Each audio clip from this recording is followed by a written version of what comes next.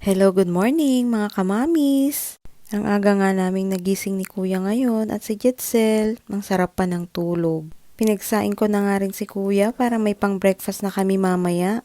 At pinagtimpla ko na nga rin si Jetzel ng dede niya para bago siya magising makainom na rin siya ng gatas. Binibigyan ko kasi siya ng dede niya habang natutulog siya kasi pag nagising na siya ayaw na niyang magdede. Napansin ko kasi na mas sumasarap yung tulog niya pag nakakainom na siya ng gatas at ang ganda ng gising niya. Mas gusto ko kasi pag nagigising siya may laman na yung tiyan niya. Habang hinihintay ko nga magising si Jetzel at maluto yung kanin ay nagwalis-walis nga muna ako dito sa labas. Lagi nga si Mama ang gumagawa nito kaso wala siya ngayon kaya kailangan ako muna. Lagi kasing nagigising si Mama ng maaga kaya ito yung mga ginagawa niya sa umaga. Nung matapos na nga akong makapagwalis ay nagising na rin itong si Jetzel at nagluto na rin ako ng ulam namin para sa breakfast. Pagkatapos ay kumain na rin kami. Nagluto lang pala ako ng itlog at longganisa. Ito lang kasi yung madaling lutuin na nakita ko sa loob ng ref nila Mama. Oy ma, ayan mo, hindi ka pala agawid. Ibusin mo gilaman ti ref mon. Ang tahimik nga dito, hindi ako sanay na kami lang pag umuwi kami.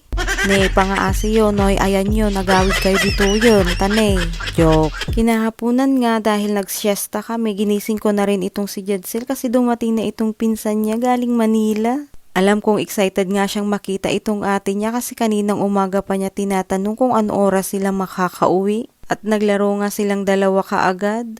Nung natapos na nga kaming kumain ng panggabi at nakapag-ayos na rin ako ay tinawag ko na rin itong si Bunso para makapagbihis na rin. Ay nako, punong-puno na naman ng pawis kakalaro.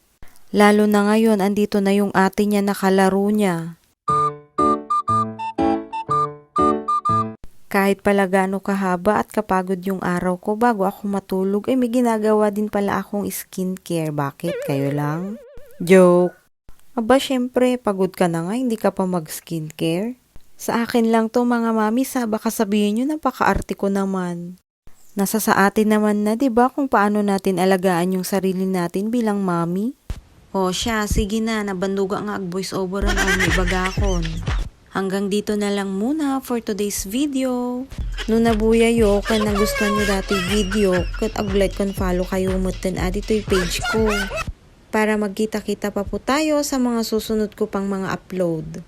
Salamat po ulit sa panonood nyo. God bless po sa ating lahat. Mag-iingat po tayo. Bye!